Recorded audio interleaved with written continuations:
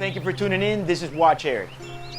Now, all of us out there have had that dreaded moment where you scratch your beloved watch and it just kills you. You feel it inside. I mean, some people are more OCD than others and some are more pickier. But let's just face it, doesn't matter if it's a luxury watch, whether it's a Rolex, Audemars, or just any watch. If you're a watch lover, you want to try to preserve the condition.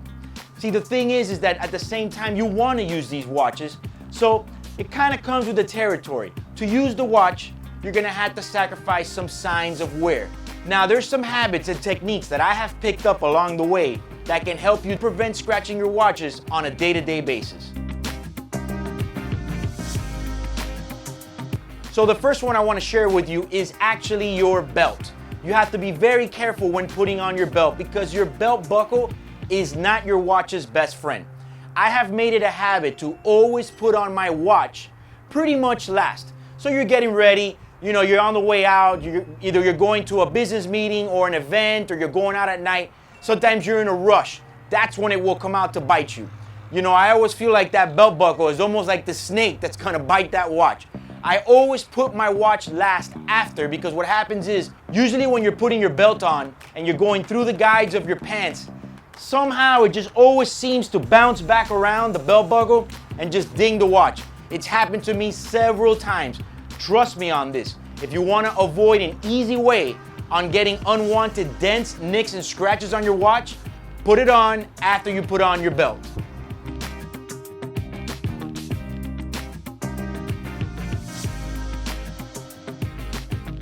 So number two is actually more of like a silent killer, and it actually happens in order.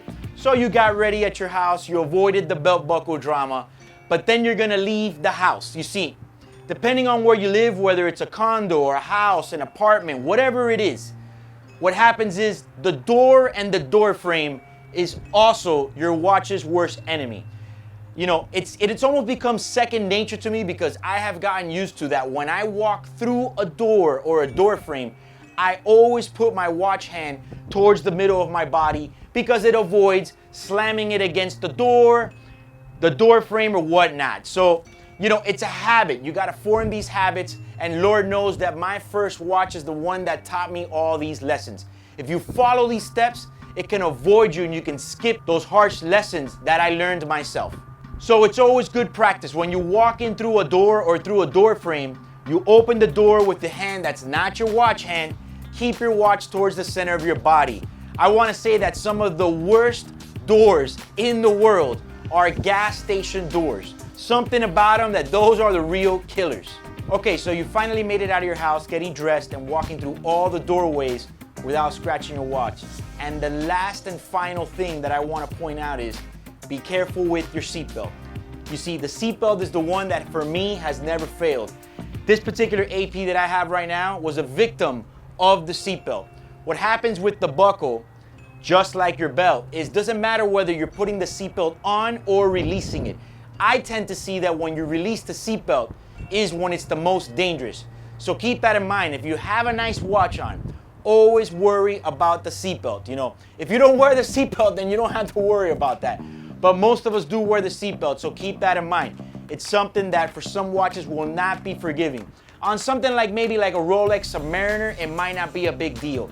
But if you happen to catch the bezel on an AP Royal Oak, or perhaps a Patek Nautilus, or God forbid, a Datejust or a presidential fluted bezel, that seatbelt will be unforgiving. It will literally hit it with the sharp edge. It's almost like a chisel to your beloved watch.